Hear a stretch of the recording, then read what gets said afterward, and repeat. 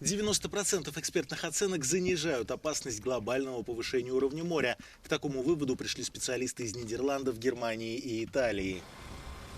Они выяснили, что в подобных исследованиях по большей части используются приблизительные математические модели, которые могут существенно отличаться от реального уровня моря.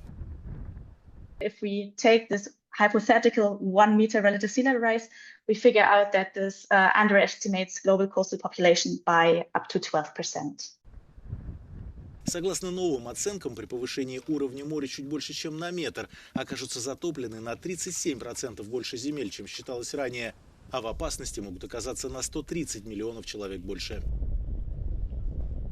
При этом расхождение в оценках гораздо сильнее для густонаселенных районов глобального юга, чем для глобального севера, где доступны более точные геоданные.